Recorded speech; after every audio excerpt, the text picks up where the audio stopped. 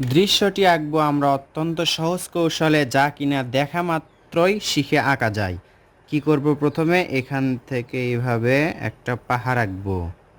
এরপর এখান থেকে এইভাবে আরেকটা পাহাড় আঁকবো। এরপর এখান থেকে আরেকটা, মোট 3টা পাহাড় আঁকলাম। 3টা পাহাড় আঁকার পর আমরা এখান থেকে এভাবে একটা দাগ আঁকবো। আবার এখান থেকে একেবারে এই দাগের সাথে লাগাই দিব, অর্থাৎ একটা দাগেই এত দূর পর্যন্ত লেগে দিলাম। এরপর এই দাগ থেকে দেখুন একটু ভাঁজ করে নিচের দিকে এভাবে একটা দাগ নিয়ে আসব।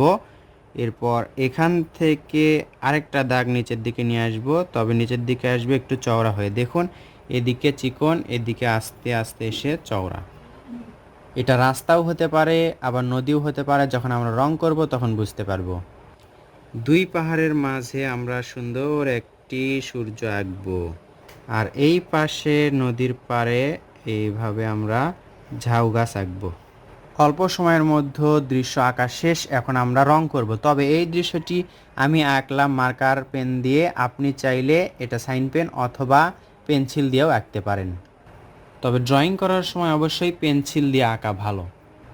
সূর্যতে আমরা কি রং করব, দেখতে পাচ্ছেন কাঁচা হলুদ রংটা সূর্যতে আমরা করব।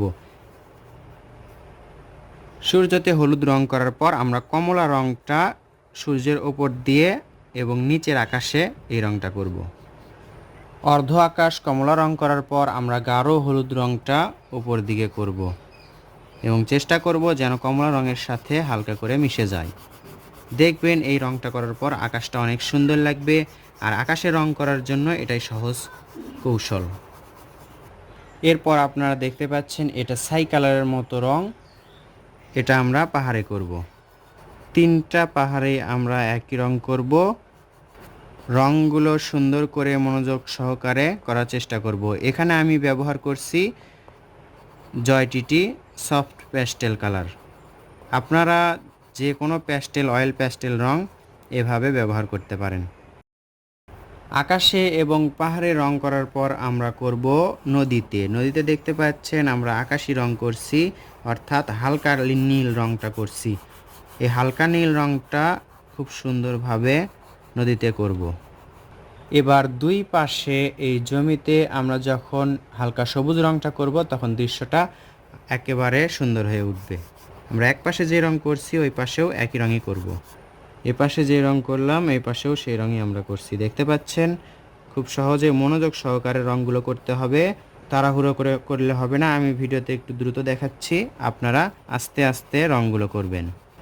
এখানে আমরা গাঢ় সবুজ রং করব। তো বন্ধুরা, আপনারা ঘরে বসে বা বাচ্চাদেরকে ভিডিও দেখানোর মাধ্যমে সুন্দর সুন্দর দৃশ্য বা ড্রয়িং আঁকানো শেখাতে পারেন। এজন্য আমাদের রংধনু আর্ট অ্যান্ড ড্রয়িং চ্যানেলটি সাবস্ক্রাইব করে রাখবেন এবং বেল বাটনটি বাজিয়ে রাখবেন। বাচ্চাদেরকে যেমন দৃশ্য এঁকে দেখালে তারা বুঝতে এবং আঁকতে পারবে, এমন ভিডিওর মাধ্যমেই বাচ্চাদেরকে দেখানোই আমাদের উদ্দেশ্য, অর্থাৎ শেখানোটাই মূল উদ্দেশ্য। আপনার বাচ্চারা যদি শিখতে পারে তাহলেই আমাদের সার্থকতা। ভিডিওটি ভালো লাগলে লাইক করবেন, শেয়ার করবেন। আসসালামু আলাইকুম।